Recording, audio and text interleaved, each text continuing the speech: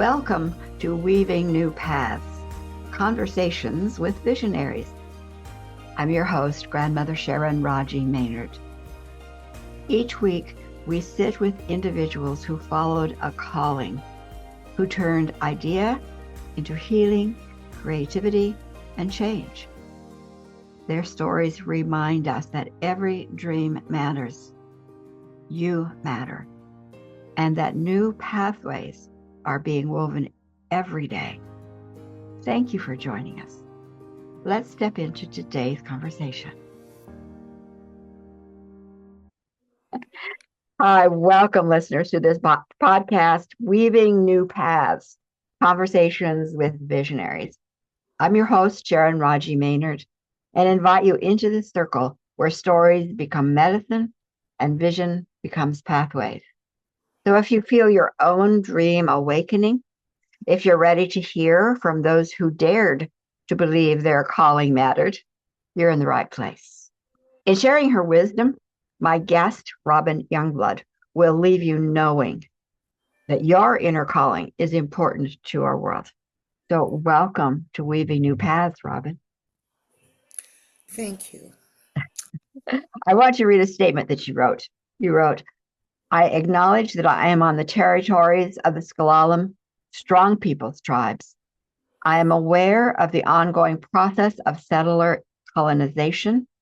I accept my responsibility to actively contribute to the support of Indigenous sovereignty and to foster relationship of respect and understanding with the land that I now call home. I embrace the belief that Indigenous knowledge and practices are crucial in guiding us toward creating a sustainable and equitable society. I offer my gratitude and respect to the peoples of these lands, past, present, and future. So I'd love for you to begin by sharing what about your experiences in Indigenous teachings are right there on your heart to share with us today. Well, first of all, let me say that statement, actually, I changed it to where I live on the Sklallam territory. But it came from a sister and also the founder of Church of the Earth on Vancouver Island. Tass wrote that, or probably even copied most of it, from other people who live on Indigenous territories in Canada. And my tribe, the Okanagan Salish people, that border cuts us off. And of course, in my opinion, borders are fake lines drawn by conquerors. Okay? Yeah. They have nothing to do with what is actually happening in the world. For 150 years, my people couldn't even cross the borders. So our language has morphed. The people in Canada speak a little differently than the people on the US side. Wow. Because of that, it's become very, very important to me to honor whatever land I'm living on, because every land on Turtle Island originally was territory that belonged to a certain tribe. When I say belonged, it's more like they belonged to the land than that the land belonged to them. Okay? Yes. We didn't believe in ownership.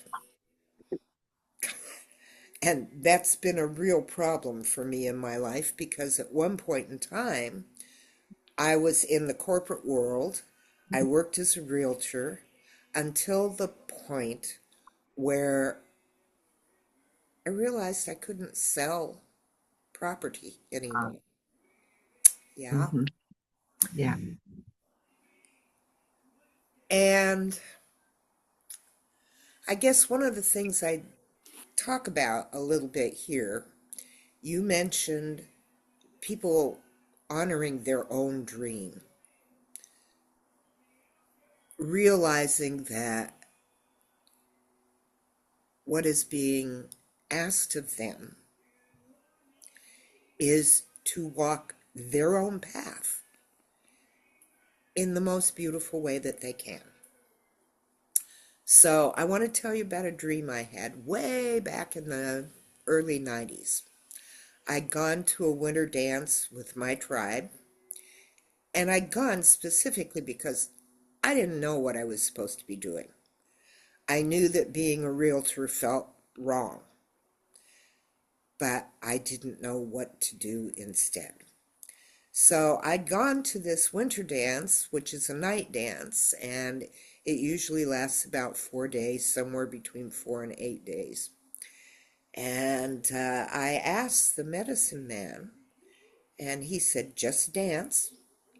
I did. At the end of 4 days, I went to him and said, I didn't get a thing. He said, go home and dream. Dream for 4 nights, watch your dreams, see what they have to tell you. Well, the first night, I get a golden windowsill with nothing but space on the other side. Mm. And I'm like, okay, what's that? And I thought, okay, well, maybe it's the void. That's where everything comes from, is the darkness. Yeah. The next night, I get the golden windowsill. On the other side is space, and there's stars. And all these stars are blinking at me like there's something out there for me, but I don't know what it is. The third night, I get stars, the golden windowsill, and there's an ancestor on every star, and they're beckoning to me. I'm like, okay, can we get a little more clarity here, please? Fourth night, I get the golden windowsill, the stars, the ancestors, and me. And one side of me, the left side, the feminine side, is dressed in my regalia and Mhm. with my feather fan. And one foot, that foot, is over the windowsill. On this side is me in my corporate suit with a briefcase.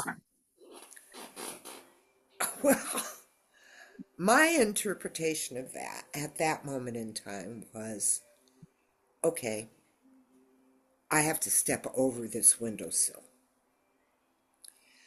I need to go full Indian, right? So I did. I started a business. I lived in Kirkland, Washington at that time. I quit being a realtor. I started a business making nothing but native art and drums. I sold all over the world. It was wonderful for about 6 years. My whole family was involved. Okay. And then all of a sudden, I went on vacation with a friend to Maui, Hawaii. And Spirit said, sell everything, move. I'm like, what? No.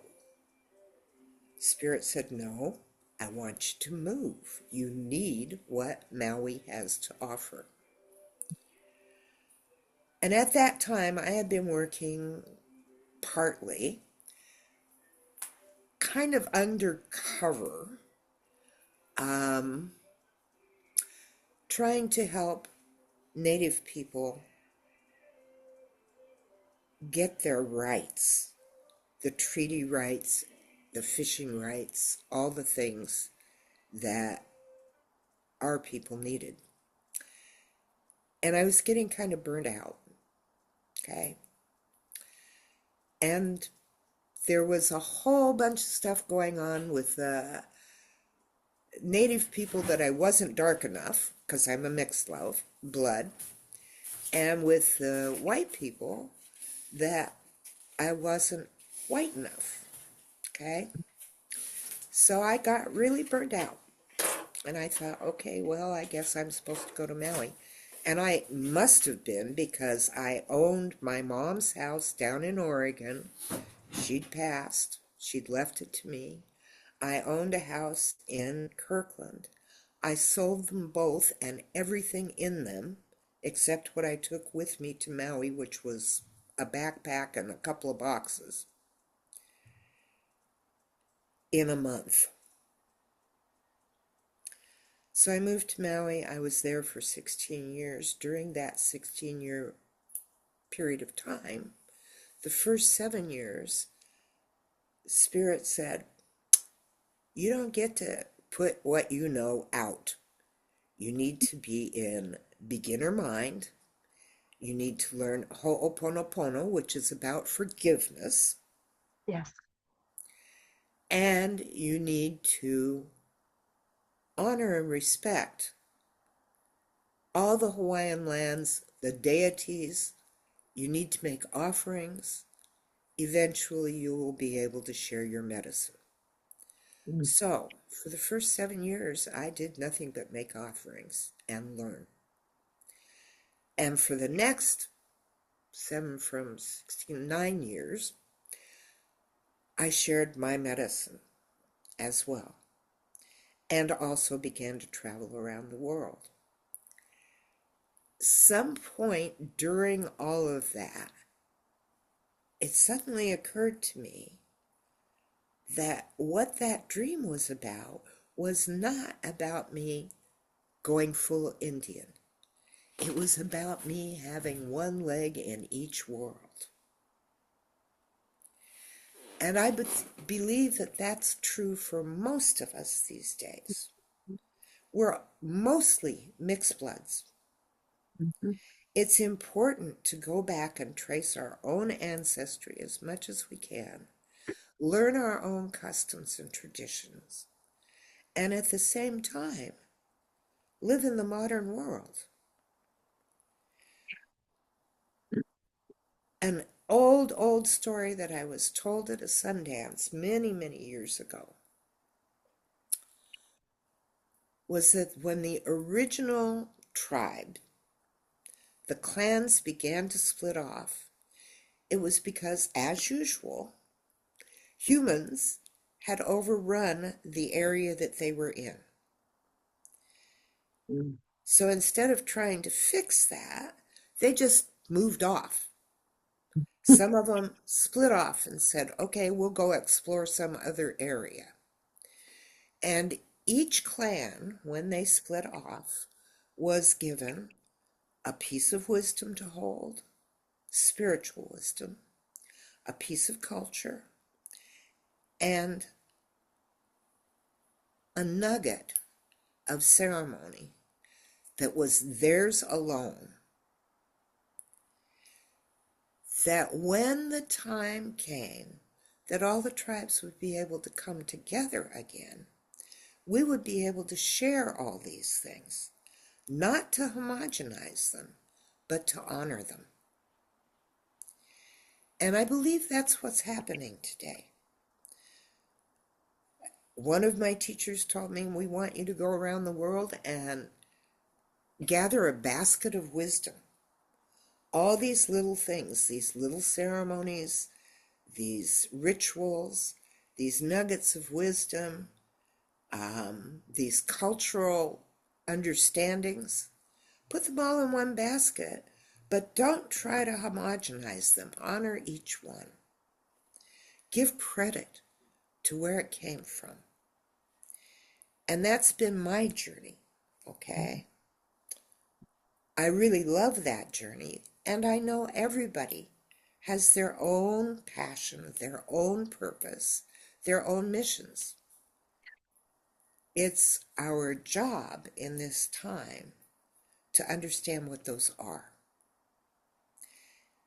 and to live from our hearts and to bring out what's been given to us so that we can share it with each other, so that we can hold each other and care for and with each other in kinship to the land that we live on.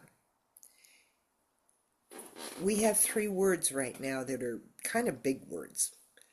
There's kinship, which is the way that native people identify with each other.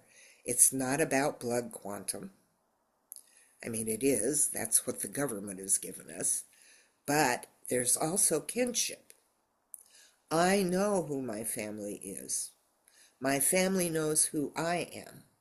And that's both my tribal family and the larger world family that I've worked with for so many years. Okay? I know what land I live on and what this land is asking for from me. What it's asking for from me is different than what it would ask for from you, okay, or anybody else. But if we honor that, then we will find that feeling of kinship, of belonging, okay? Reciprocity is the next word. We live in a transactional world.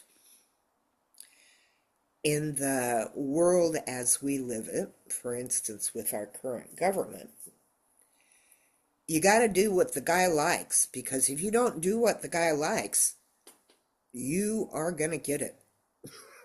Yeah? And we're already seeing that. Yes, we are.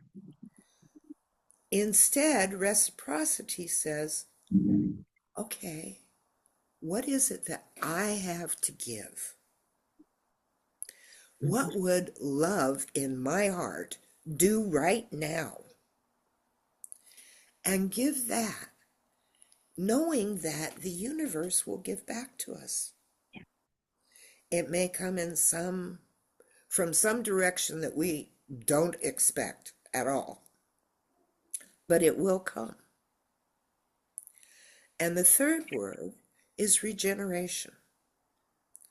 So how does what I have work with the collective to create regeneration, to help us regenerate the land, the waters, the human beings, the animals, the insects, everything in creation? And of course, the fourth word right now that's being tossed around that we didn't even know until the whole boarding school thing came up is colonization. We live in a transactional world because we've been colonized. And everybody's been colonized from way back in Roman times and maybe even before that. So we can't even really put blame anywhere because it's in all of us. It's embedded. It's in our DNA. It's been there a long time. And the next question about that is, what do I do about that? How do I look at my privileges, the entitlements that I've been given because I'm lighter skinned than my brothers and sisters, and how do I use those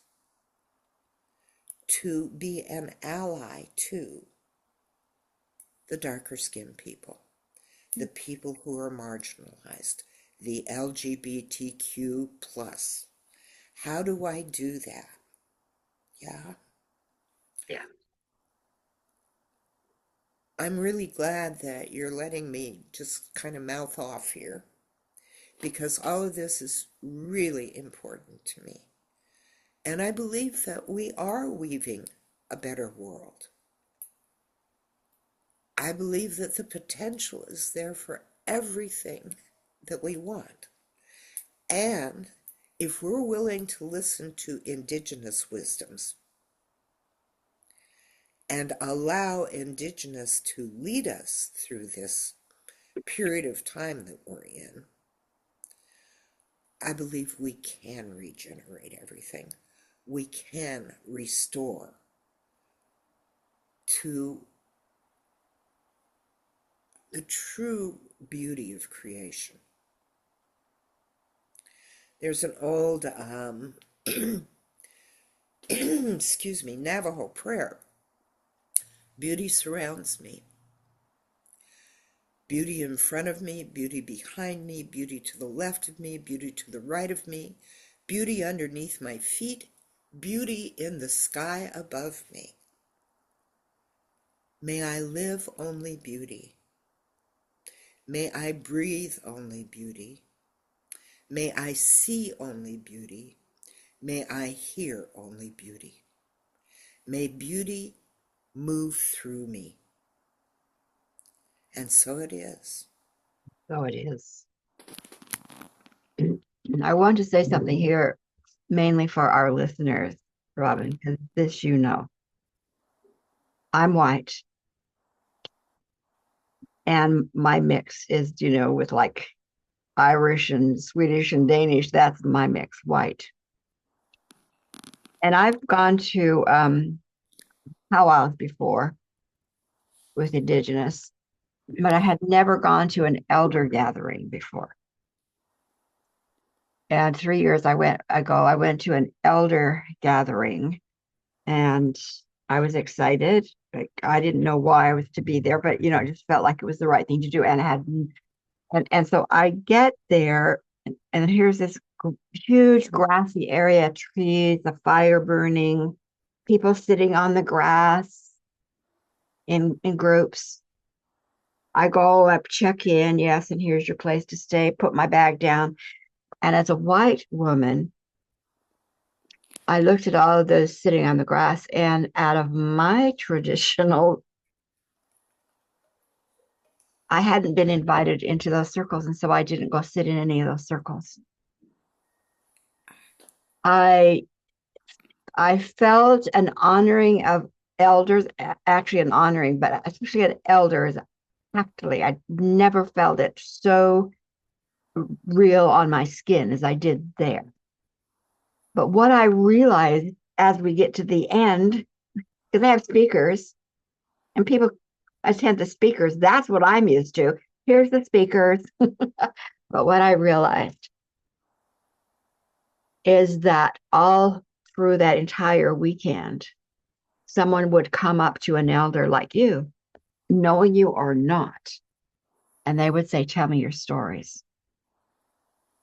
And they would sit on the grass, and the elder would tell the stories like you've been doing. This is the way that wisdom is passed on from my experience. Mhm. Yeah, and you have a Celtic background. Yeah, I do. The Celts did it the same way. Yes, The Franks in Sweden did it the same way. we do. Yeah. I've actually been to, oh gosh, I can't even remember the name of it now. There's a stone, it's not a circle, it's shaped like a boat. I think it's Mm, called Altair in Sweden, and mm, I've been there. mm, Even though it's shaped like a ship, the stones, it's still east and west honor the solstices, north mm, and south honor the equinoxes. yeah. Every culture has indigenous wisdom. And when we really start to sink into that, what happened for you at that elders gathering happens. Mhm. By the way, there is another elders gathering, a huge one that's going to happen in Arizona. I can send you the link to it.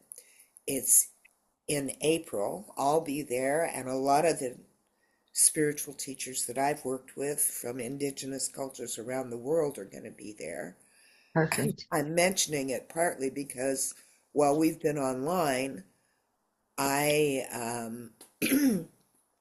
wished one of my sisters in Chile, dear, dear sister, Carola Esparza, I wished her happy birthday yesterday and said, "Are we going to meet at this gathering?" And she just wrote back just a minute ago and said, yes. And Yeah. it will be our first time in 4 or 5 years of seeing each other. So, yeah, this is precious.